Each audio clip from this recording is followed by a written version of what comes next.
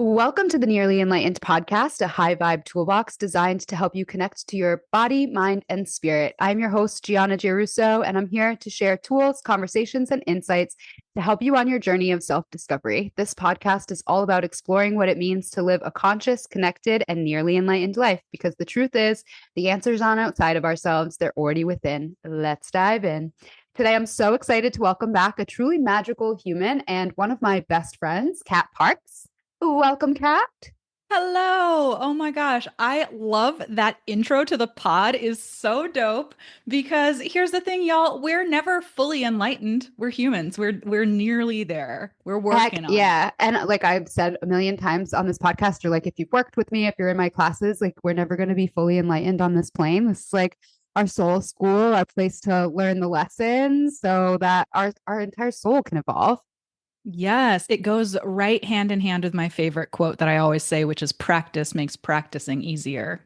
I have adopted that from you. Yes, I love that. I think that was actually the name of the last podcast episode that I was on. Oh my gosh, that's so funny. It's so funny. Like I put out so many now, like we're almost at 50 episodes. It's like, Oh my gosh. I know, it's crazy. It's crazy. Congrats. Thank you. It's one of my favorite podcasts to listen to and to be on. Oh my gosh, that's such an honor. You're one of my favorite guests to have on because I just love chatting with you. It's funny, you said something in a text message like just a few minutes ago to me before we were hopping on. You said we're the best projector friends.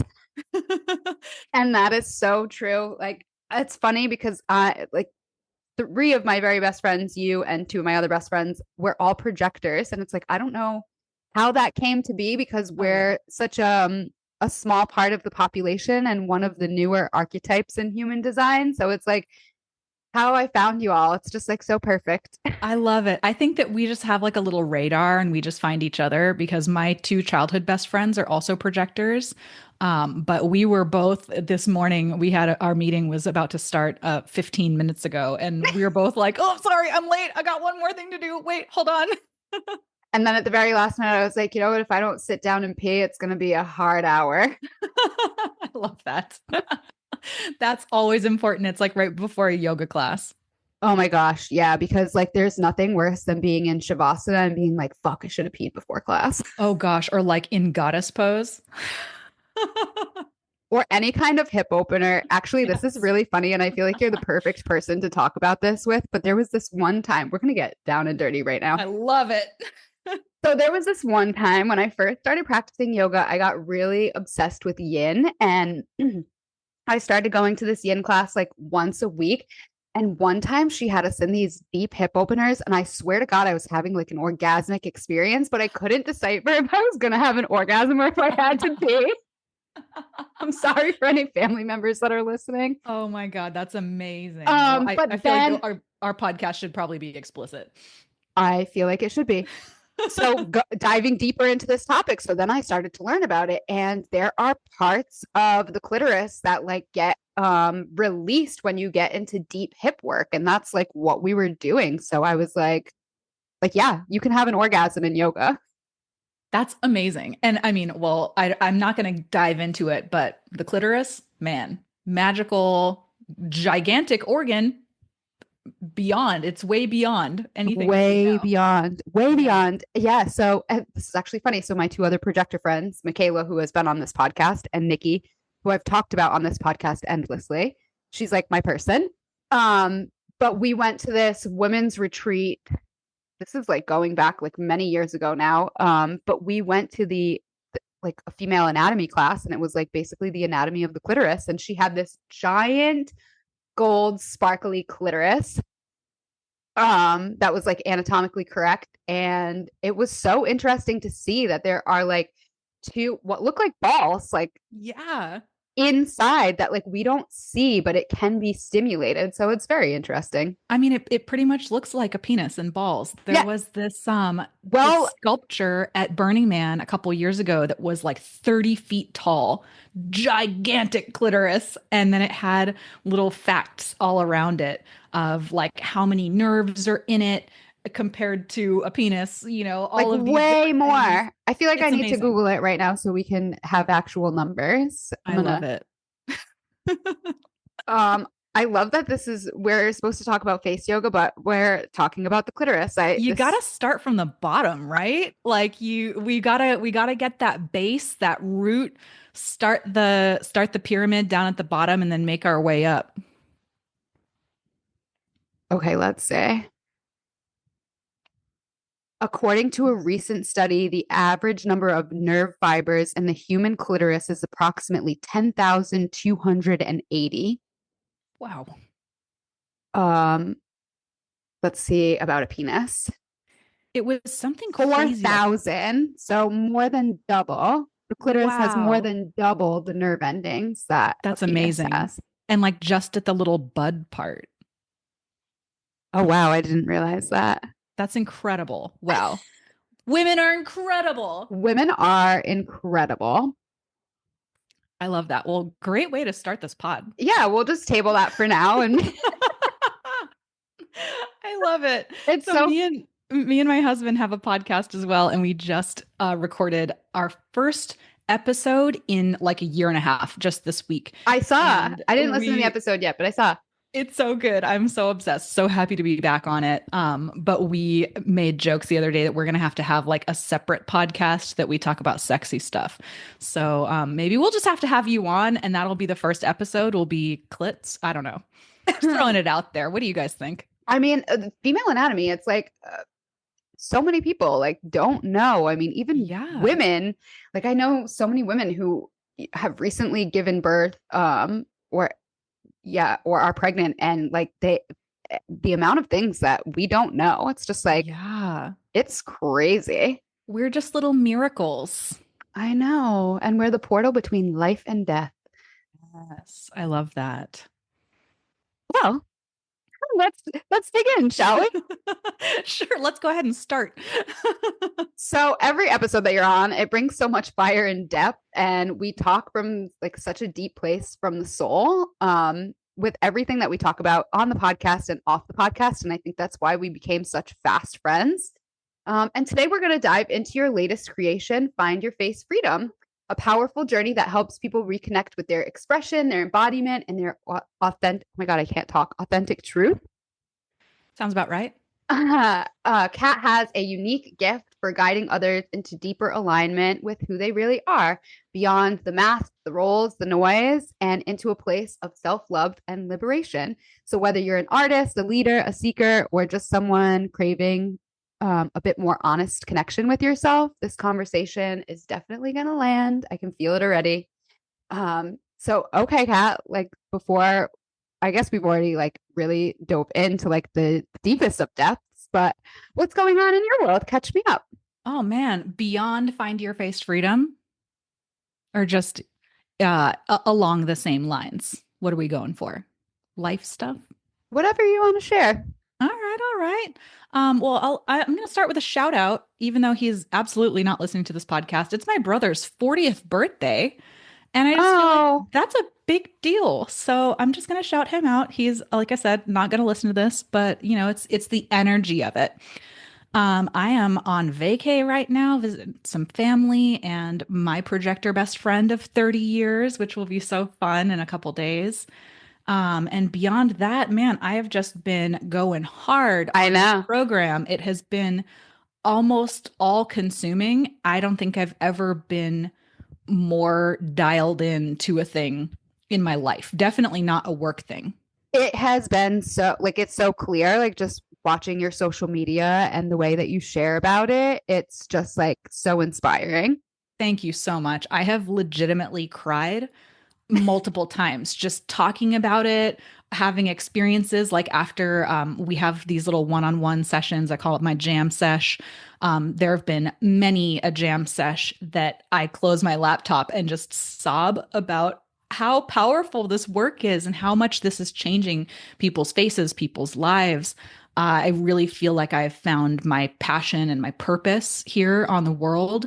And, you know, it is so much further beyond just what we look like. And I think that that's the part that I really want to drive home to not just people who are maybe face yoga curious or face freedom curious, but all people, because we know that it's important to move our bodies, to get blood flow, but we completely ignore the very top bit, from our neck up. We're not thinking about the muscles, the movement, the blood, the lymph, any of these things. Or we get stuck in this thought thinking that our face is only what we look like. But we hear this quote, our eyes are the windows to the soul. Then what is your face? The siding, right? It's your house. And what does that look like? Do you look tense and stressed and angry, or can you be calm and peaceful and joyful? I love that. It's about regulating emotions so much more. Like when you talk about a lot of the face yoga stuff, it's about bringing awareness to a lot of our habits and what we're doing already. And are we scrunching our eyebrows? Are we tensing our jaw? Like these are things that I didn't really think about before you embarked on your face yoga journey and kind of like brought me along with you for the ride. Yes, and that's the thing. Most of us don't realize that. And I'll take this moment, listener, if you've, got your headphones in or whatever, I'll maybe say don't do this if you're driving, or just be very mindful, but just take a moment to notice, are your eyebrows raised or squeezing together, even if it's energetic? Are you tensing your eyes like you need to wear glasses? Are you scrunching your nose, clenching your jaw, pressing your lips together? Shifting your head forward? Are you breathing shallow? All of these are things that we can just pay attention to throughout the day, which is going to make a huge difference in, again, not just what we look like, but what we feel like. I know. And we've talked about this a lot too with where we are in modern society. So many of us have fallen victim to the thought process of like, oh, well, if you don't like it, fix it with Yeah. injectables, with plastic surgery, with like Mhm. these invasive practices that just the underlying message there is like you're not enough the way you are. And that Exactly. and that is so heartbreaking. Yeah. And that's the thing that I really want to get into with all of my clients and whoever joins me in this journey is that we're not here to fix you. And I had a friend one time, very devil's advocate friend, was like, well, what if this is just what I'm supposed to look like? And I was like, well, sure. I'm not going to change your genetics. We're not going to change the color of your eyes and, we're not going to change your skin color. We're not going to do any of these things, but I can make you look less stressed. Like you're not supposed to look like you're in pain. You're not supposed to look like life is so hard. And I think that excuse of, oh, I'm just supposed to look this way is a cop out, because you could say that about your body also. Oh, well, I'm just supposed to look this way. I'm just supposed to be whatever, You can say I'm it, not, Fat. I'm not. Thanks. I was like, I'm not going to say it. Maybe this is just my body type. And maybe it is, but have you tried working out? Have you tried walking? Have you tried eating better? And these aren't things just to, again, look better. I don't eat a salad just so that I can look hot. We need to eat salads so that our bodies can function better. And the same thing with our face. And I think that it's just become this thing that has turned into only aesthetics. And of course, aesthetics matter, especially to, I would say, especially to ladies, but I think that aesthetics matter to men too. I'm secretly working on a face yoga for dudes. Oh, So if I there's any love dudes that thought. listening, yeah, I'm really excited for it. So You planting seeds. Yeah. Oh my gosh, that's so perfect. And I think Yeah. just creating these spaces for men to make it more approachable and comfortable, like that's so great. Like I mean, I teach 10 plus yoga classes a week, and I would say that more than 90% of participants are women. I would love to see more guys in the space. Oh yeah, and I feel like it's important for us to make it accessible, and not scary. And that's the thing. I have a few private yoga clients that are men, and they are nervous to go to a yoga studio because it's scary and it's weird and everyone's staring at you. And with our face yoga, yeah, we're making funny faces and it's weird, but you probably care about what you look like, even just a little bit. And as I like to say to any men who come into my classes, dudes have faces too. And it's just as important that we work them out. And in this very first round of Find Your Face Freedom, we actually did have one dude. It was my very own husband. I even made him go through a discovery call and signed him up and sent him all the emails and stuff. But he went through most of the flow with us and had these amazing experiences of recognizing how many times he would put himself down for, what he looked like or what he was doing or not doing.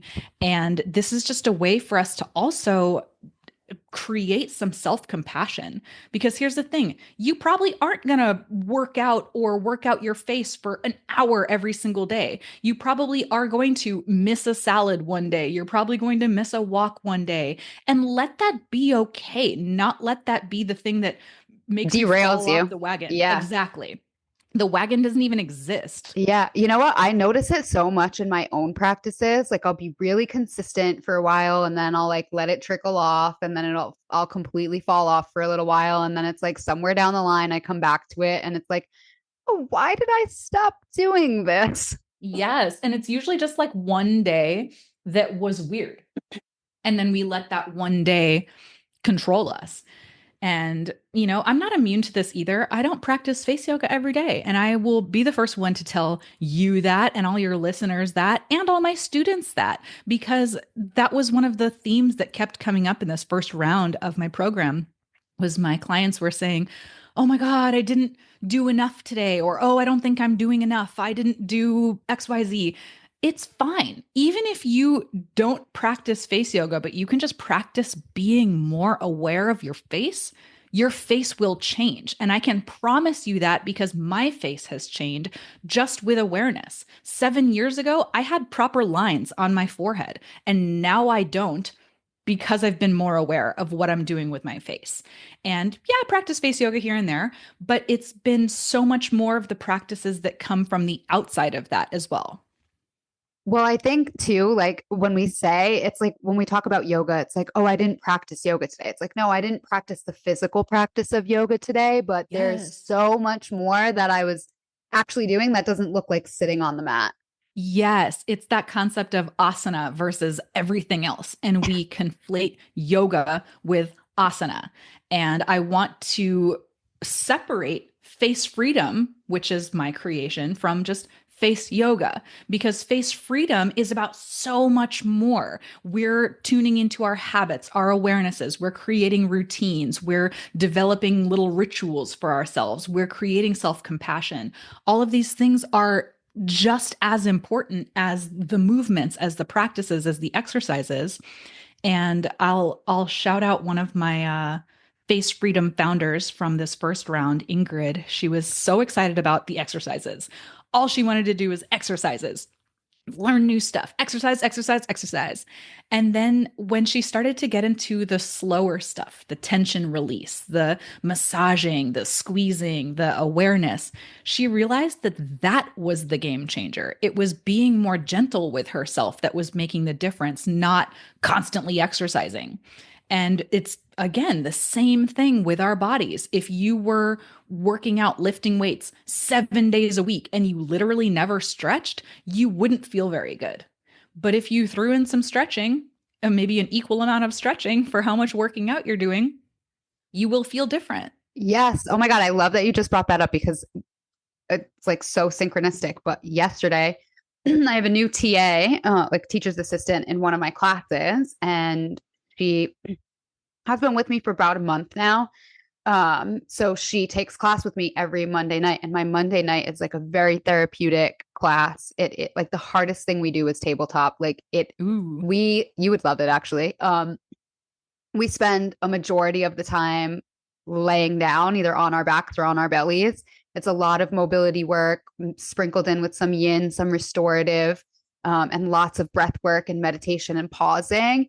And she was she is a self-proclaimed gym rat. So she would tell me like and she's in college. So like, there's no reason you should be tight, tense, and like not have flexibility when you're 19 years old. Yeah.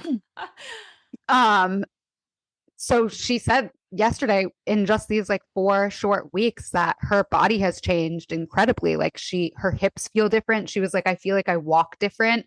She was like, I feel like I'm walking with more awareness and more presence and just allowing myself to really um like let go of that tension from weightlifting. And she said the doing both has not only improved her like what she's doing in the gym, but like just her everyday. She just like feels better, moves better.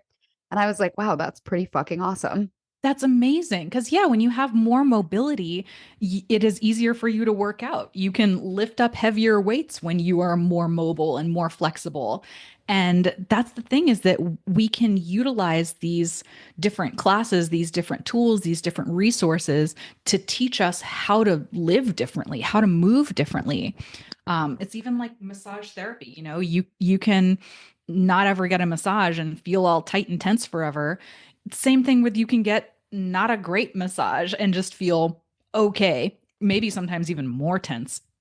And then you can have a massage therapist like Gianna who is dialing you in and telling you about, different muscles and how to relax and all of this stuff. You can take your body to another level when you're working with someone who has these tools and resources to help take you there. Yes, and circling back to what we said before is it is really intimidating and like scary to be a beginner at Yeah. anything. And I see it in my yoga classes all the time. Like the people who come in for the first time, they're so timid and they're like not sure. And they're like, oh my God, should I even be here? Do I belong here? And, I've been a beginner at things. I've been a beginner at yoga once upon a time. And I definitely had those feelings as well. But like, if I could just say something to the listeners or, whoever, it's like allow yourself that uncomfortability to be the beginner because there's such beauty that comes from that. And I've talked about this on the podcast actually fairly recently, but when I first started teaching yoga, I was teaching like a beginner 101 class. And it was really hard for me to relate to like how I should be teaching, how I should be showing up, how much was too much, was I pushing people too hard, was my classes too challenging, too easy, like all of this stuff. And my cousin brought me rock climbing and I went rock climbing for the first time and I got to like see through the eyes of a beginner and that really changed the way that I showed up as a teacher. I felt like that little reminder just helped me relate to what it's like to show up to be a beginner and not know what to do at all and just like need the guidance. So I think it's always important to have those little reminders. And I always go back to that experience from time to time because now I don't teach one-on-one classes. I teach more like all levels classes and I want everyone to have a good, successful class. But it just makes me relate to the beginners a little bit differently. Yeah, well, and being a beginner, it's so beautiful. And I feel very compassionate and compelled to teach beginners. I love teaching beginning yoga. I mean, the main thing that I've been doing for the last 2 years has been teaching at a resort. So no one's there to like do hard yoga and teaching bachelorette parties. So sometimes they're hungover and they're also not there to do hard yoga. So my usual flow, like I've got a pretty like dialed in, it's fun, it's groovy. We stand up a couple times. Then that's the hardest thing that we do. And people are like, oh my God, that feels amazing. My body feels so good. I've never done anything like this. And if I was trying to teach something harder, more pumped up just to like show them and go hard, they wouldn't have that experience, right? You wouldn't be able to get stretchy and lean into what does my body feel like if we're doing chaturangas and like camel in the middle of a class. Um, That's not appropriate for beginners. It's not. And, honestly, chaturanga is such a bullshit thing. And I've been Ugh, talking about it in my classes a lot lately because good. what we know here in the West as chaturanga, high plank to low plank, it doesn't even exist in traditional yoga. Oh my God. So, there's like this really awesome, I don't even know what it's called, but it's like this orange book and it's like one of the traditional yogic texts. You cannot find a high to low plank in that fucking book because in traditional yoga, way back 5,000 years ago, they were not doing a tricep push up. No, They were fucking not. it's crazy. I don't think I've properly taught a chaturanga in years. And like literally years. I've been teaching yoga for 12 years. I stopped teaching chaturanga probably about 3 years ago. And I'll maybe only do it if I've got a class of gals who are like really pumped up. They do yoga, they want to Right. go hardcore. And then I let them do it, give them the option to go on their knees. But I took a class the other day, just want to throw this in there, with a teacher who's been teaching for a long time. It was supposed to be a beginning or all levels class. We literally did a camel in the middle of it, which I could scream about because that's not appropriate. But we were doing chaturangas and we did pigeon, we did all kinds of crazy stuff that I'm like, my yoga teacher soul is just screaming, because we can take these things to this high level, but that's not always the place where we need to start. And that's what I do with Find Your Face Freedom, is that we are actually starting at the beginning. Like, you don't know what face yoga is, you've never heard of it before, you don't know anything about your face, and we go through this 12-week journey where we're learning not only what is actually on our face and why it is there, but then what we can do about it, from the most basic things to the most wild things. And even that most wild thing, it took us a long while to get there. I was not about to teach that hardest pose to my students earlier than week 10. And that's when we did it. Well, that makes it a lot more digestible and just like comfortable being a beginner. And I think that, it should be the goal of all teachers, not just yoga teachers, to make it that palatable. Yeah. I mean, you don't send your 6-year-old to 12th grade. You put them Unless in they're a kindergarten. genius. Side note, I remember the very first day of kindergarten realizing, oh my God, I've got 13 years left of this. And that was like a really depressing moment for a 6-year-old or a 5-year-old. I was like, well, this is like a really high thought. I fucking hated school. And I School was the think worst. my mom sent me to this preschool and kindergarten that was called kind of like alternative learning. Like now it would be probably like a crunchy mom's school where like crunchy moms send their children. Oh, yeah. But we were outside for like 90% of the day. There was like a heavy emphasis on nature. We did like nature walks. There was like a pond on site. So when I went from that to actual school, I had a very similar experience. Oh my And God. so I went from that to a Catholic first grade, a Catholic private school for first Oh my grade. God. And my teacher was such a fucking wench. Like, I think about her all the time. And actually, it's funny. I think I've talked about her on the podcast, like in very recent episodes, like 4 years Funny. ago. Because like what she did, like literally ingrained in my brain, like she was a person who, if she didn't like how you were behaving or whatever, like you basically got shamed in front of the entire class. Oh, I'm like, if I ever run into her in this healed version of me, like I would let her know exactly what she did. yeah. Well, and this is the thing. I think it's funny that we both are like, ugh, school sucks. But then we're both teachers. Yes, and And love learning and like haven't stopped being a student in different spheres. yes, and I think that that's really a magical thing. And it's funny. I told you that I'm about to see my best friend of 30 years in a few days. She and I used to play teacher when we were 6 and 7. We actually went to like the teacher supply store and would buy grade books and write our own curriculums and make quizzes and quiz each other and grade each other. And it was just this whole teacher play moment. And now I'm like, oh, I'm actually doing that. I actually built a curriculum and have made homework and worksheets, and I'm connecting with my students and guiding them on a journey. I'm like, oh my God, I'm doing the thing that was so challenging for me to receive.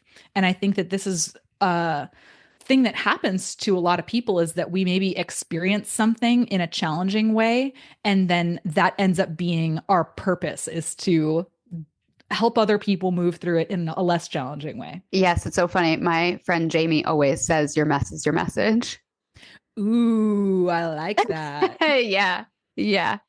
Ooh. And I found it to be true in my own life. Like, same, like I hated it's funny. I hated school, but my cousin Andrea and I, when we were little, like that's what we would play. We like all we would do was play school. I So love like it. I've always put myself in the uncomfortable situation, even though like I didn't necessarily like love it, but I have found a way to learn to love it. Like when I went to massage school, that really changed the game for me with the way that we were learning. And I just feel like it's finding what works for you. And for a lot of people, like sitting in a classroom stuck at a desk, it ain't it.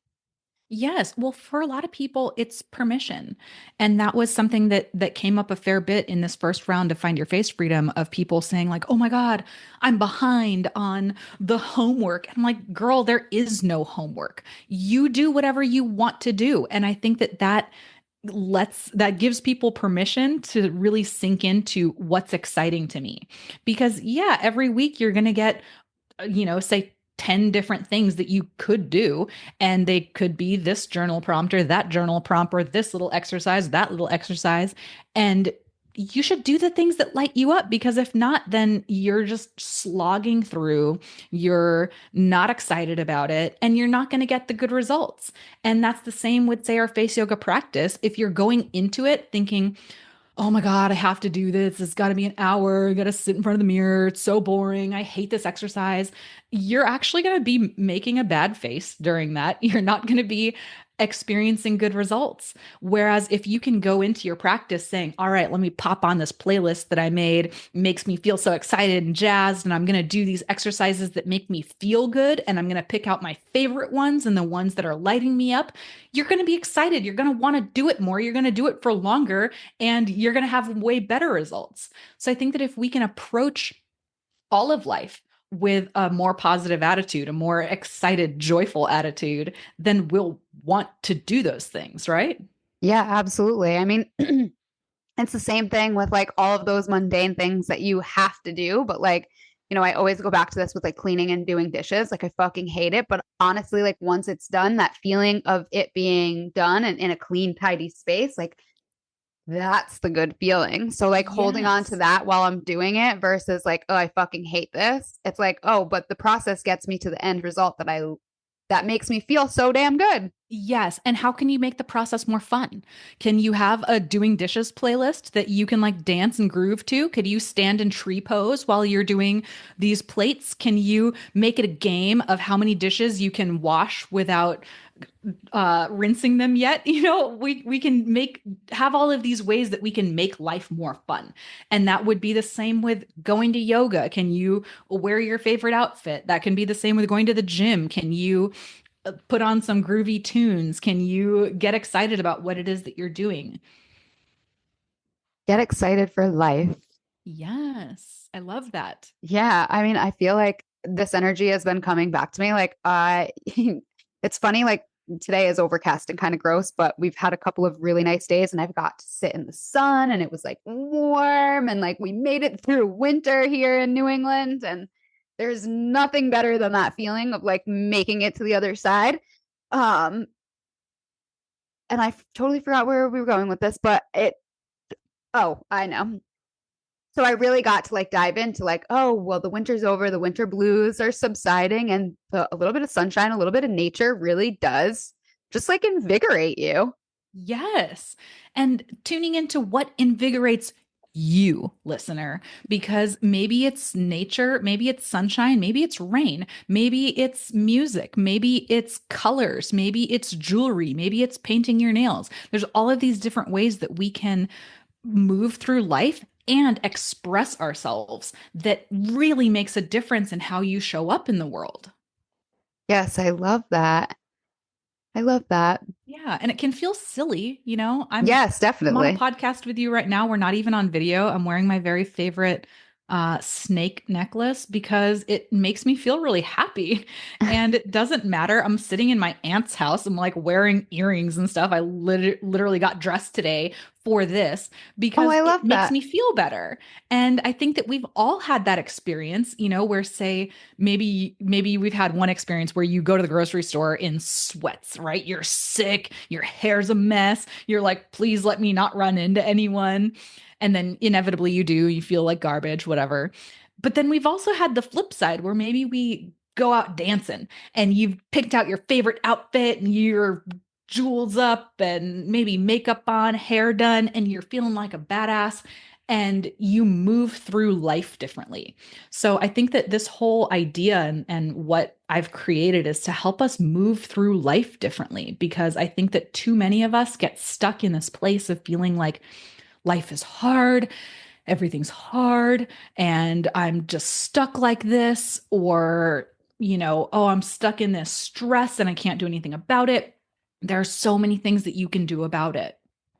So with that being said, for anyone listening who might be feeling a little stuck in how they show up, or maybe even a little bit afraid to be fully seen, because I know a lot of us in the teaching space, like we've worked through that of like being afraid to be fully seen and then working through that and then showing up more fully. So like what is one small step that somebody feeling those things could take to reclaiming their voice or expression?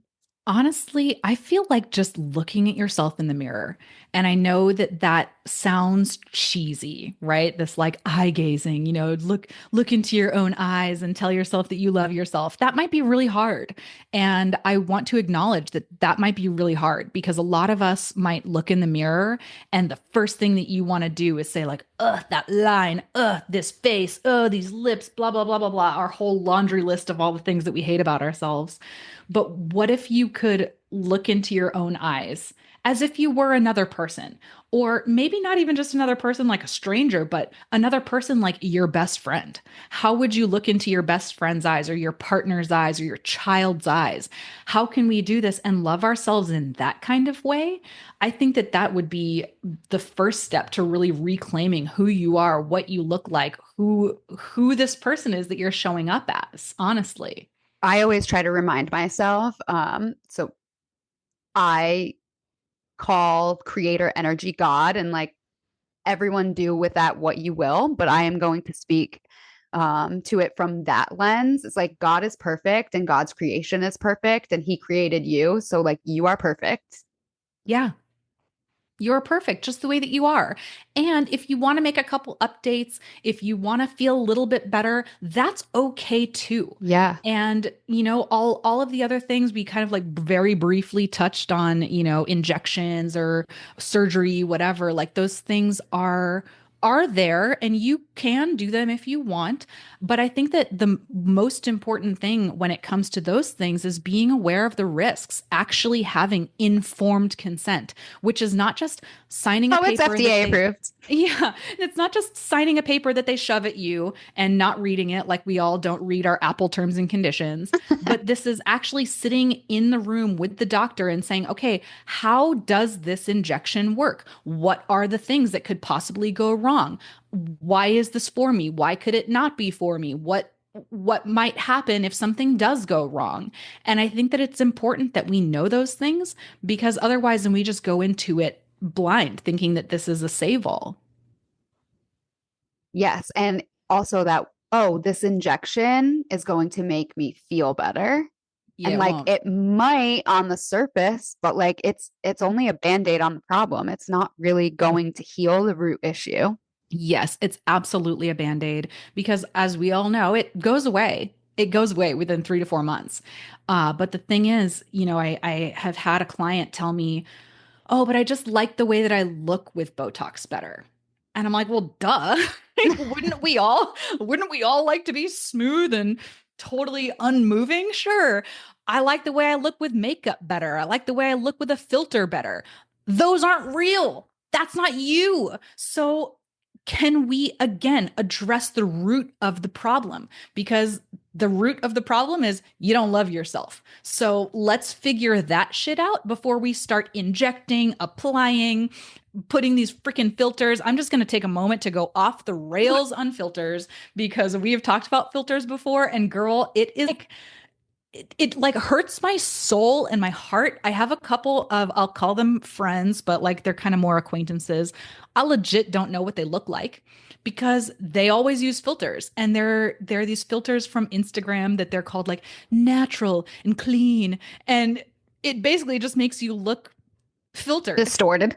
Distorted. Yeah, it makes your skin all smooth and it makes your lips more red. And I've done a couple of like side by sides and it actually freaks me out because I'm like, that's not what I look like. But then I see these girls, I'm not going to name them. I never tag them when I talk about filters, but I will say, hey, you know who you are, filter queens. I don't know who you are. And the thing is with that, if you're a content creator or if you're putting things out there, understand that you want people to see the best version of you, right? You got a big zit on your face, maybe you want to cover that bad boy up. But if you're constantly using a filter, people don't know who you actually are. The biggest thing is you don't know who you actually are. If we're only ever looking at filtered photos of ourselves, you legit don't know what you look like because you're going to like that version better because that version is It, better. And then you get stuck in this trap of comparing. You take an unfiltered selfie in some weird light and you feel like you look like crap. And who is that person staring back at hideous you? troll. Yeah, it's you, baby. That's It's your hideous troll face. Just kidding. That's your beautiful face. No, it's so true. And this is something that I've talked about the last couple of years. I was one of those filter queens, and I have made a conscious effort to not do that anymore because first of all, I always look through things, or since I've gotten older, I always look through things through the lens of my now 15-year-old cousin. And she has grown up in a time that's only social media. So if women like us who know better, who are a little bit wiser, have a little bit more experience under our belts, are only showing up in these filtered lights, like what is that message that we're sending to the younger generations? It's telling them that they're not good Not enough. good And they enough. never will Yes. be. Yeah. And there's Yeah. nothing, and you can do all the plastic surgery and injectables you want. You will never look like that filter. Never. Never. And that's the thing. Oh my God, these girls are taking their filtered photos to To med the plastic spas. surgery. Yes. Yeah. And it's like, Oh, oh, can you make me look like this? Girl, no. Can you learn to love yourself for who you are? Because, like you said, God made you this certain way. And I understand that, okay, if you've got something crazy going on, if there is something that is like medically necessary, if you are like, oh my gosh, I've literally hated this part of myself my whole entire life. Fine, girl. But the thing is, we are living in this world of fake, and all of the celebs are not being truthful about what it is that they're doing. And then even us in our 30s, I'm in my deep 30s, girl. I see these I'm right other behind you. right. They see these other celebs, some of them who are not that much older than me, or some of them who are younger than me, are getting facelifts in their 30s. And so then what does that tell me? I'm old, I'm saggy, I'm wrinkly, I'm not good enough. And I'm 37, and that's hard to deal with as a yoga teacher, a face yoga teacher. So, how would a 15-year-old little girl be dealing with this when she's already got self esteem issues, when she's already thinking that she's not pretty enough, not good enough, not whatever enough, and then being pushed that she needs to start getting baby Botox in her 20s.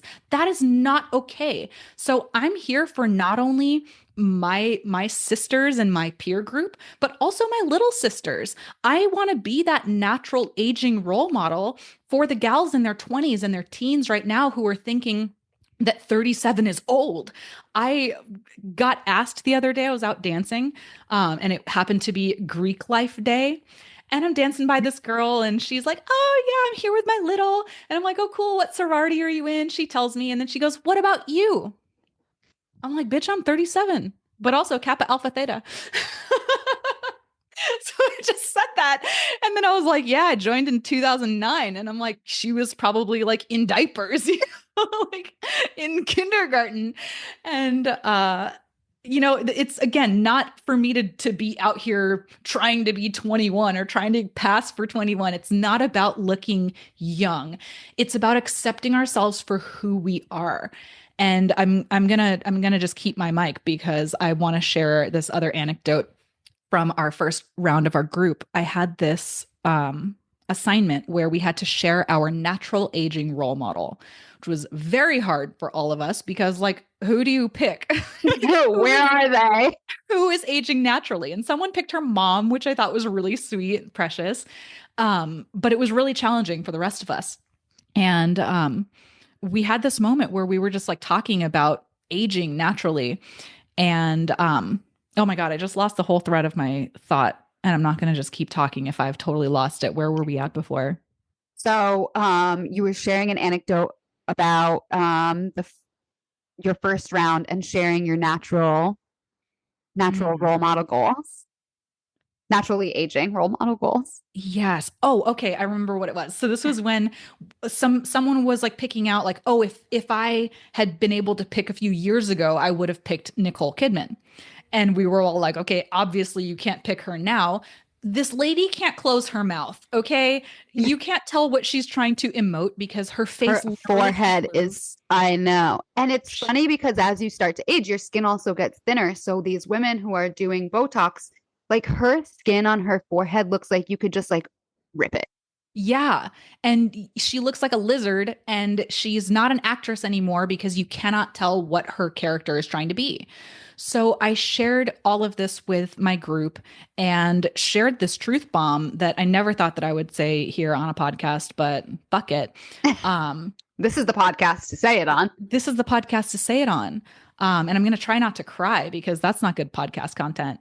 I was sharing this concept of really sinking into who we are and accepting ourselves for where we are because we cannot freeze ourselves in time. I do not look 21. And this girl who's asking me what sorority I'm in, fine, maybe it's dark. Maybe I had makeup on. I don't know. Maybe I could pass for 21 for like 2 seconds until you hear me talk. And then you're like, okay, clearly she's a millennial. Um, but I shared that, we are not the same people. There's absolutely no way that we can freeze ourselves in time. So can we learn to accept our faces for where they're at now? Which means I feel like I know that my most youthful beauty moments are behind me. I was pretty and young and whatever a few years ago. And now I have a woman face and my eyes are more deep set. My skin is different. My cheeks are different. So, can I sink into the beauty of my woman face rather than the beauty of my girl face? Because I don't have a girl face anymore. I'm never going to have a girl face again. I'm 37. I'm knocking on 40's door. So, can I love my almost 40-year-old face? And yeah, it's something different. It's not full of collagen anymore. It's not bouncy. I still get zits. I still have wrinkles. But can I love myself for this version instead of saying, oh, but I'm not 25 anymore? You're not, and you can't be again. So get over it. So get over it, sis. It's so true because if we freeze ourselves at the age that we are, like, we would be dead. Yeah. Yeah. And it And would that be doesn't really sound weird. fun. Honestly, it would be really weird if I had a 20-year-old face. I think. Because then we'd all look like Nicole Kidman. But would we? Because I don't think she looks like she's 20 or 30 or even 40 anymore. I think she looks like a 50 or 60-year-old woman that's done a ton of shit to her face. Yeah, she looks like a 50-year-old lizard. And that's like, and I think we've talked about this on our podcast in the past, but I have worked at a med spa in the past. And I actually, one of the injectors that I used to work with, I actually really liked her because she wasn't like, oh, I'm going to make you look 20 years younger. She's like, no, you're going to look your age. You're just going to look your age with work done. I love that. See, and that honesty in that is a banger. I follow actually on Instagram a fair few injectors on my face yoga page because it's fascinating to me. It's fascinating to see what they say about this, that, and the other thing. And there are sometimes that there's this one gal I follow that she's like, don't do Botox in your 20s. That's stupid. Also, don't do Botox in your 30s because that's not what it's there for. And if you want to do Botox, then start in your 40s because that's kind of what it's for. And that's when it matters more, blah, blah, blah. But then there's these other ones who are saying, oh, you got to start your baby Botox in your 20s and just get a little bit, just get a little bit so that you're training your muscles. You're not training your muscles, you're atrophying your muscles. You are literally paralyzing your face from your 20s. That's your best moment. And the real truth of that is they're trying to sell a drug. Oh yeah. Period. Oh yeah. They're trying to sell a drug. Period. End of story. That's it's a marketing ploy. Yeah. It has nothing to do with how your face is going to react, how you're going to look better, how it's going to work. It's actually probably going to stop working when you want it to work, and then you're going to be fucked. Yeah. Well, I feel like, and I've shared this with a fair few of my millennial clients who are very anti-injection, that there's going to be a moment, and I think it's probably going to happen when we're like mid 40s, maybe early 50s, where all of the gals who have been getting Botox are going to look a lot worse than us. And I'll just say that in the most real way. The thing is, when you are Botoxing your face, you'll have other muscles start to compensate for the things that your paralyzed muscles can't do. So, say if you get Botox on the side of your eye, just for your crow's feet, that muscle is a circle. So, if you paralyze just one side of the circle, then the other sides of the circle are going to be working harder. So, if you get Botox on the side of your eye, you might end up starting to get a little tiny line right next to your nose. They call them bunny lines, kind of like when you scrunch your nose up. Um, and there's not a lot that you can do about that, say face yoga wise. So the thing that might happen to these gals, I'll say just gals, people who are getting Botox, is that they're going to have wrinkles that can't be addressed by face yoga, because face yoga is for the way that our faces naturally move. And how can we adjust these things or affect these things in the way that faces are made to move? So I think that there's going to be a moment where the natural aging girlies are going to pop up and everyone's going to be like, "Oh my We're gonna God, have what's our your moment. secret?" Yeah, and we're going to be like, "Oh yeah, we never got Botox." We never got Botox. We use castor oil and beef tallow on our face. Yes, I love that. You know, my boyfriend's grandmother, she is in her late 80s and her skin is so beautiful. And she swears she has used vitamin E oil her entire life. And she Wow. swears that that's the key. That's amazing. Well, and that's the thing, is that like start asking the people around you, your mom, your aunts, your grandmas, other people's moms, aunts, grandmas, what's your skincare routine? And sometimes, y'all, it's genetics, right? I'm not going to lie. Genetics is a very, very big part of what we look like, our facial structure, our muscle movement, all kinds of things, the density of our facial tissues, all of that really, really matters for how we're aging.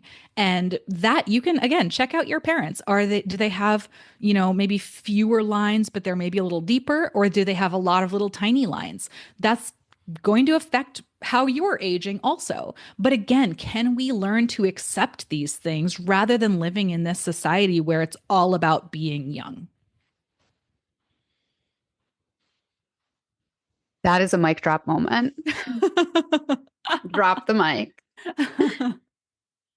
Well, I feel like that is the perfect place. So you are coming up on your second round of Find Your Face Freedom. Tell us a little bit about that. Yeah, girl. So Miss Gianna is actually going to be in this Yes, round. because I fell off the wagon the first round, so I will be completely transparent about that. I love it.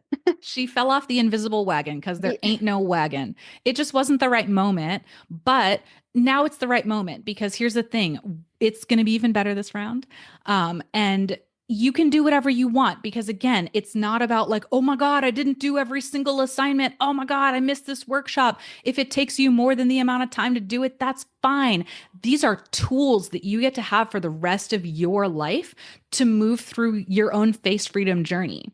So we are starting in just over 2 weeks. Oh my God, just over 2 weeks. Yes, and this episode I'm going to put it out today. So Oh yeah, thanks. Well, amazing. I am debuting it today.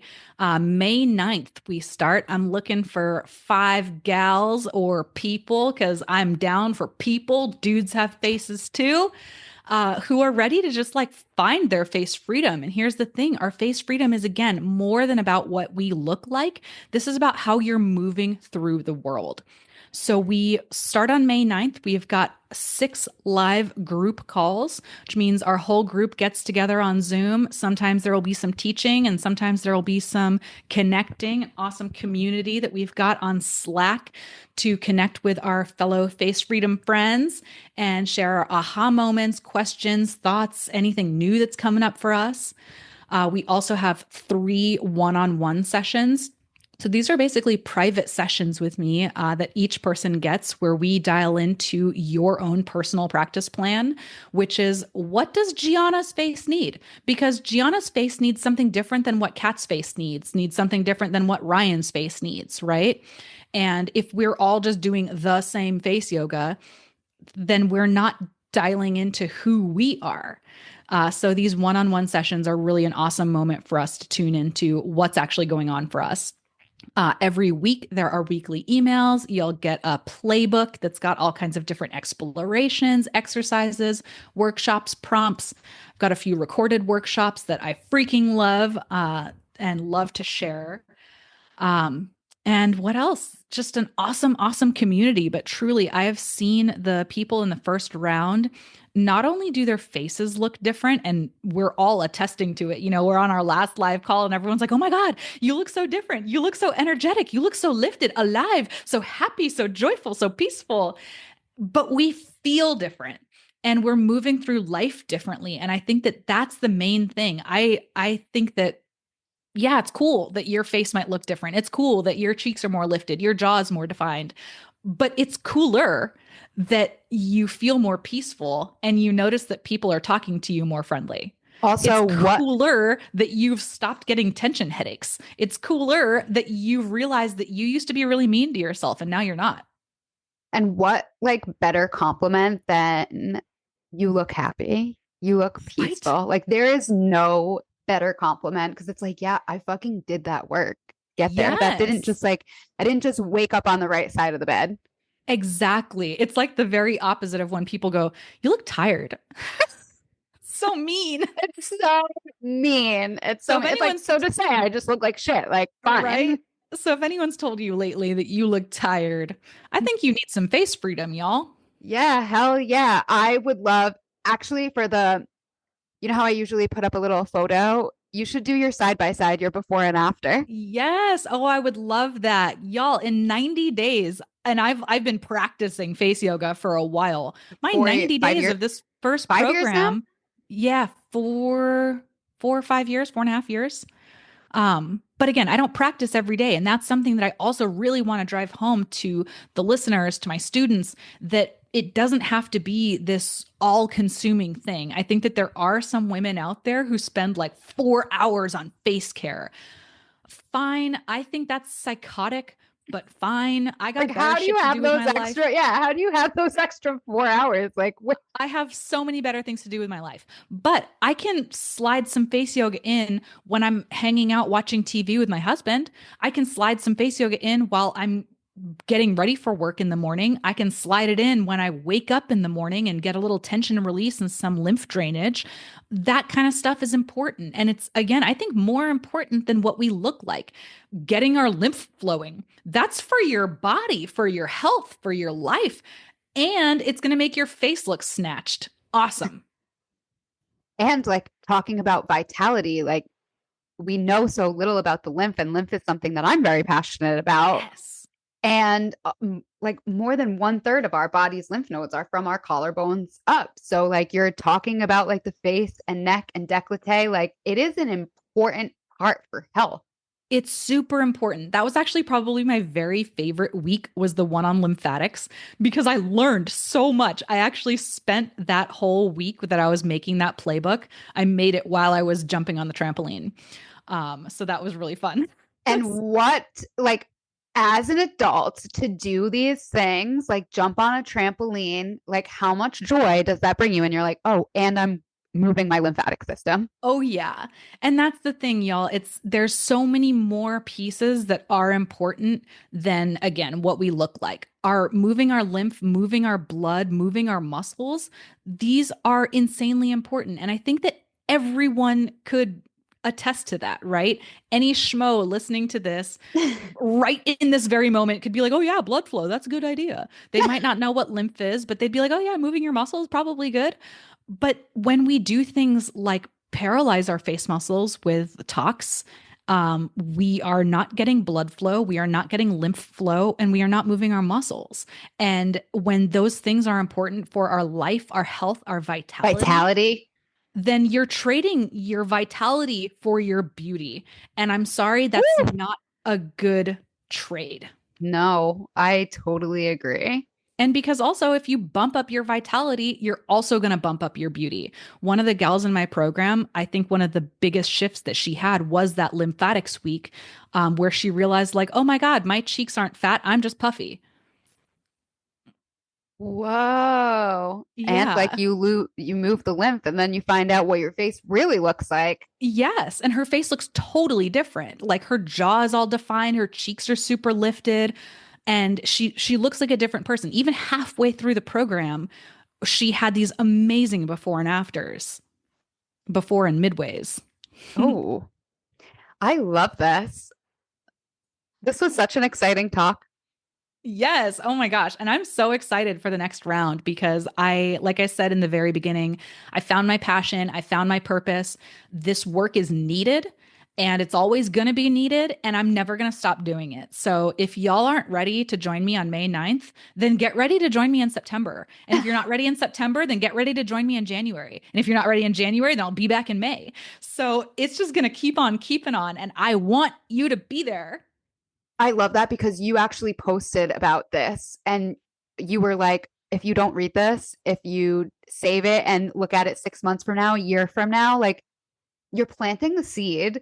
So, like, don't pressure yourself. Like, for me, like, it wasn't a fit to do it this winter. It was just like too crazy. But, and May might be even crazier because that Gemini energy swept me in and I am ready for summer. And I scheduled like 600 events in May. So, Yes.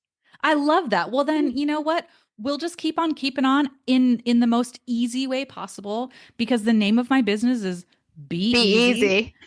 And I want us to just be easy. Be easy about your homework. Be easy about your program. Be easy about your face. Be easy about your life. And how can we, again, just keep reminding ourselves of this? Because it's easy to forget. It's easy in our culture to forget that being calm is good because we're so used to just going hard. And that's not what it's about. No, I totally agree. And like, what a projector sentiment to kind of wrap Yes. things up on is like, it doesn't have to be that complicated. You don't have to put that much effort in or like grind yourself down to the point of burnout because like you're doing the opposite of the intended effect. And so I just think that, yeah, that's such a helpful reminder. Yeah, we're literally here to have fun and find freedom. And I want us to lean into that. Be easy and find your face freedom. It's not about be intense and find your face perfect because that's not real. And let's have fun with it and let's be easy with it. And I'm excited to flow with you and whoever else we get. The next round is going to be just the most perfect people because it always is. Everything's Yes. always working out for Make us. sure to send me that sign up link so I can link it in the show notes for everyone. Oh, So if girl, you're it's hella easy.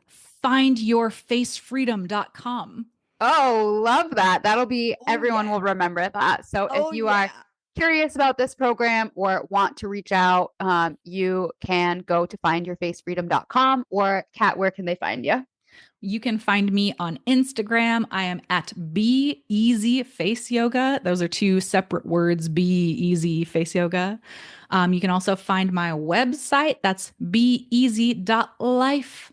And yeah, I would love to be friends with you, love to find face freedom with you, love to just be here in the wings for whenever you are ready to dive right in. Yes, if you're not ready to sign up for a full program, you have a free offer too. I do. Yeah. It's my free tension release guide. So you can find that link is on my Instagram, free tension release guide. And then you'll also get my newsletter. So you'll be in the loop, in the know for any other workshops that I run, any other programs that are coming up. I probably will eventually have a face freedom light for those who are like maybe not ready to like fully dive in, but maybe just get a little bit of freedom.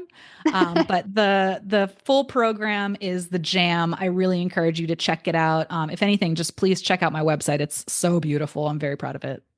You have done amazing work. And in the last couple of years, it's been so inspiring to just watch you blossom and to really come into your passion. So this episode has been, I feel like excited and ready for life. So You even look different. Look at that.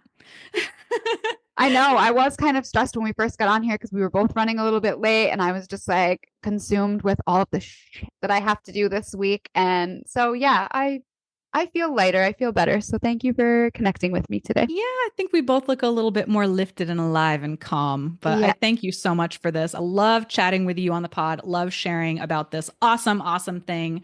And thank you all listeners for being here with us. Thank you for being here with us. It's been an amazing episode. And thank you all so much for tuning into today's episode of the Nearly Enlightened podcast. If this conversation resonated with you, I would love for you to share it, leave a review, or reach out to me and let me know your thoughts. And if you're looking for more ways to deepen your connection to body, mind, and spirit, check out my Meditate to Elevate, my guided meditation portal, or visit nearlyenlightened.com for more resources. Until next time, stay curious, stay connected, and remember, the answers are already within.